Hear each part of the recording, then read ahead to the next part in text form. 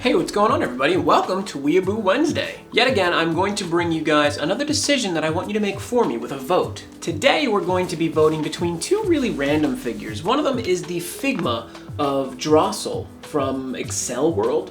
This one's a little weird. I'm not as familiar with the derivative work, but I've always really admired these figures and the designs of these characters from the series. Also, the Yotsuba Reveltech. As you can see here in the box, she has lots of accessories, so she looks like a lot of fun. Help me make a decision, guys. And don't fret, these are just things that I'm going to review. These aren't the things that I'm going to always do for Figure Friday, but they will come in addition to the other videos I'm doing. But again, let me welcome you to Weeaboo Wednesday. There's a lot of news this week, as usual. I always try to do a couple stories and then it winds up becoming way too many. So let's get into it. Former Shonen Jump editor Yu Saito is going to be putting together a website where he offers tips to up-and-coming manga creators. The site's going to be called Jump Rookie, and he's going to attempt to help people with technical advice on creating manga in the industry. Of course, this guy has tons of experience, having worked for Shonen Jump, who's one of the biggest distributors of manga weekly in the world, of course. Like, they're the kings of it. So I think this guy might know what he's talking about. And I think that it's really great that he's offering this advice to young creators who are trying to maybe make their way in the world of manga. Super cool. So far, he already has an article already talking about how to make dialogue sort of flow with your panels and the way that you're telling your story. And then he's going to be making these, I guess, week to week where he releases different tips. So right now in Japan, there is an app for iOS, and it's going to be coming out on Android, and it's NERV. Yes, NERV from Evangelion, yet this one is essentially a disaster prevention application. It offers free information regarding disasters and how to combat them should they happen to befall upon the area you live in. It also has locational abilities where it helps to warn you with notifications as to whether or not things may be progressing in your area that could potentially develop into some sort of disaster. As I'm sure most of us know, Japan has been prone to many a disaster. Natural disasters, of course, like tsunamis, earthquakes, typhoons, all this stuff seems to happen to Japan, and it's incredibly unfortunate, but it's good that they're taking steps to prevent these things. And of course, in a cheeky way, making a NERV app is also cool because I'm an Ava geek. What's more interesting is the fact that the company Gehern is behind this application. Now, it says that they've been around for quite some time if you go to their website. And if you're familiar with Evangelion, you know that Gehern has some strange, shadowy presence in the anime. Let's just hope that NERV and Gehern don't do anything weird in our reality, but it's just so strange to see this coming to fruition where it's like, oh, we have this disaster prevention application. The Gehern website states that their company goal is to make Japan safer, which sounds incredibly totalitarian in a way. It hit 100,000 downloads from what I understand in like a day, so it's pretty popular already, and all it is a disaster prevention application, so. Weathering with You has yet again hit another milestone in going up to number 7 as the most highest grossing animated film of Japan's history. It's also the most highest earning film this year, and the year's pretty close to being over, so they've beaten everything. They even topped Aladdin, which I think was the previous record holder for this year, so it's killing it, and it just keeps getting crazier. They've sold over 9 million tickets. That has earned them 12 billion yen. For comparison, that's over $113 million. Seriously, Shinkai is a rich, rich man now. Interestingly, Hideo Kojima recently announced on Twitter in both English and Japanese that he is preparing to work on his next project. If you're not aware, Hideo Kojima is the genius behind the Metal Gear series and the currently developing Death Stranding game that's going to be coming out in November. So that looks like it's finally wrapping up and it's in its final stages, and he's going to be moving on to what may come next. This one's really cool. Capcom just released a trailer for a game called Project Resistance. Resistance, of course, has RE emboldened in red, which RE would stand for Resident Evil. This is a game that seems to take place in the Resident Evil franchise universe. It's a survival horror game which has a heavy focus on squads and team play. It reminds me a lot of Left 4 Dead. If you watch the trailer, you'll see this group of ragtag young people kind of all together with makeshift weapons, and they're fighting the outbreak. Now, more interestingly, there is a character controlling what's happening from the shadows. He hits a button and flicks some switches, some zombies come in. He hits another button and a licker blasts through the window. And it all seems incredibly reminiscent of the director from Left 4 Dead. If you're not aware, the director was something in Left 4 Dead which basically meant that there was somebody that was controlling the scene, controlling what was happening in the game. It was of course artificial, but it was saying that no two games would be the same because it would always throw things at you in a different way. And this of course was sort of used in gameplay where people would be like, oh, the director must hate me. So it's just really interesting to see this in this trailer seeming so reminiscent of that. But still, the game looks pretty cool, but we're going to get more details about it at Tokyo Game Show this week, so stay tuned for that. This one is really interesting because this isn't the first time I've seen this recently. Aniplex has secured the premiere for FateGrand Order Absolute Demonic Front Babylonia. It would seem that it's going to premiere in the United States before Japan. This is a huge deal because this game dominated in Japan. This thing was the top mobile game for forever. I can't imagine how much money was made on microtransactions from this game. Not to mention all the merch that came from all the many servants that they included in this. I'm not as excited because it seems like Fate kind of developed itself into waifu trash, but it is still exciting to see them releasing stuff, so I'm really hoping it's good. It can't be worse than Apocrypha. Aratani Theater is in Los Angeles in a small Chinatown district, and it's going to be premiering episodes 0, 1, and 2 on September 29th. This is a really big deal because the series releases in Japan and premieres on television October 5th in Japan. I really don't know what this could mean for the series. This is really weird. I watched the trailer and it actually looks pretty interesting. The animation is incredibly clean, so much so that I'm almost positive a good majority of it is CG because there's this really weird cleanliness to it that doesn't look right. And I think it's one of those hybrid things where sometimes they're using 3D, but it's that really decent 3D that works somehow for anime with the cel shading. But we'll see as time goes on. Atlus recently premiered the opening movie for Persona 5 Royal.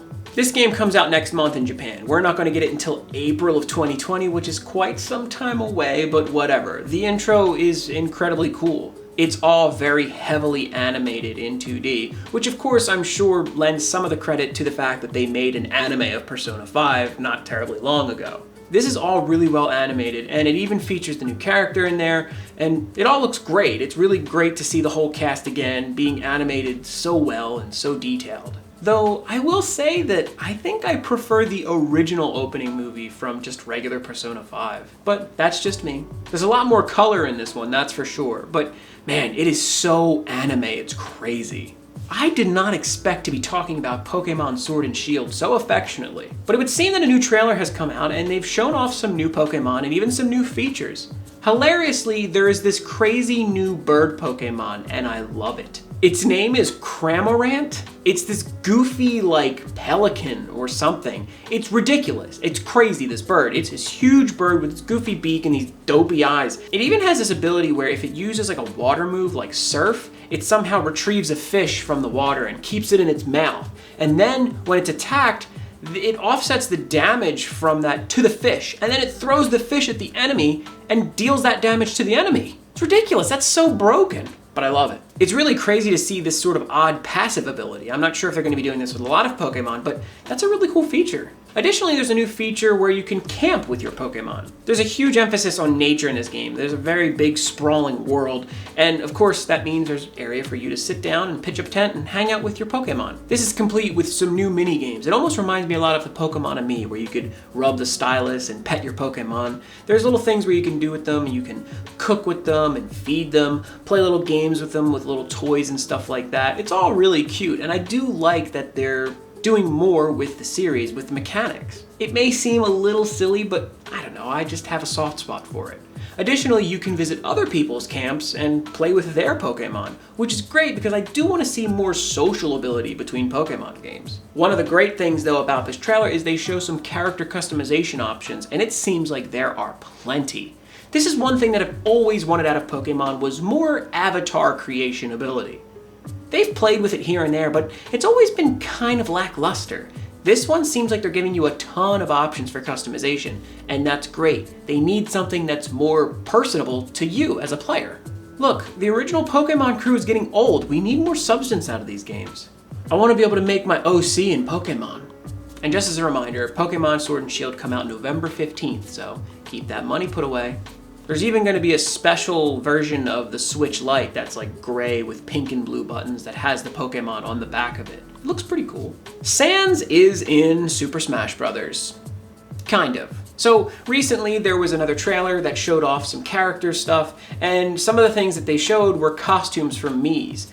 One of those costumes happened to be Sans from Undertale. Which is funny because it also came along with the song Megalovania, which is Sans' boss theme. That's now going to be in Smash, which is awesome to have. It's funny because I'm sure people are a little bitter that he's not actually in the game. But if you look back, you'll remember that King K. Rool originally started as a Mii costume, and now he's one of the best characters in the game, so maybe if they ever make another one of these games, Sans will be a real character?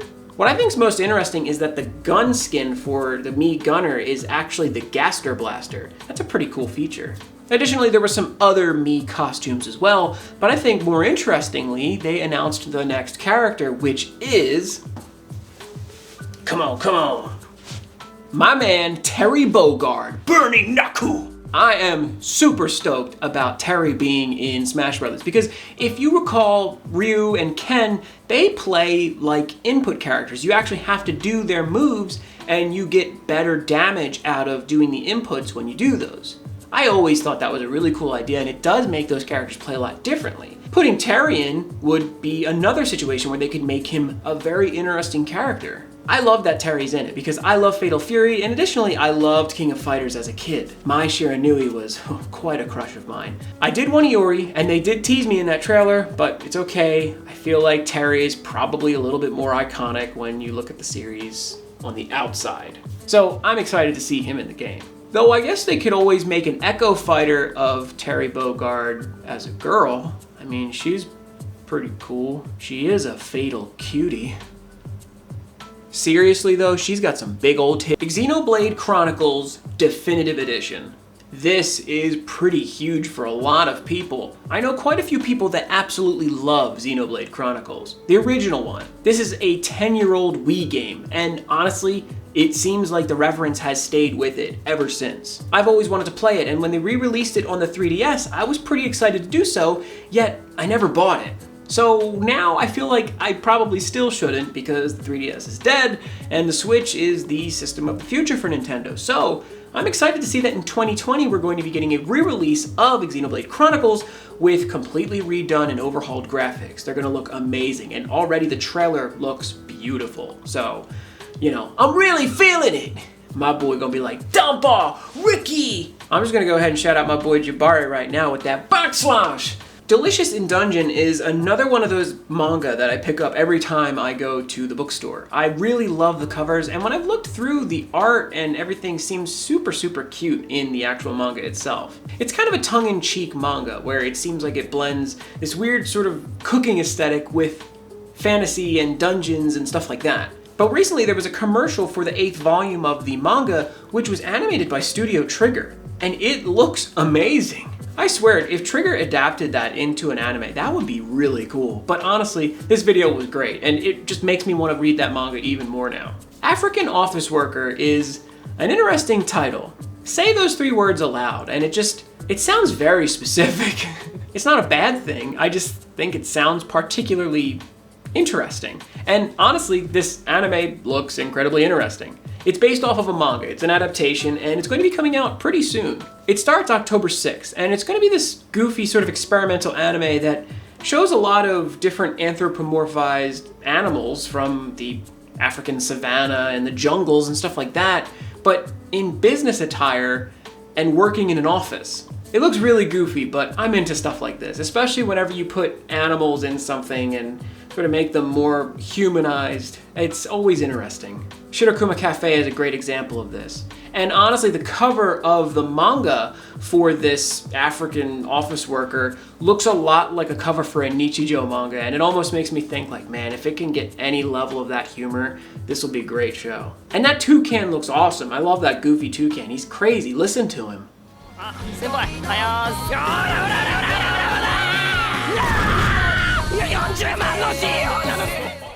That's pretty intense. Finally, Maneki Kikak will be doing the next ending theme for Gegege no Kitaro. If you don't know, Gegege no Kitaro is an amazing anime, and it's currently airing right now. It's past 70 episodes. What makes me scared though is that this same idol group did the first ending theme for this current run of Kitaro.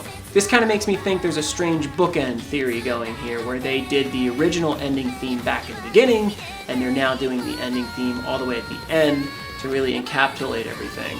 It pains me to think that this run of Kitaro is coming to an end, and I guess it has to end at some point. They originally only promised us more than 50 episodes, but we don't actually have a concrete number.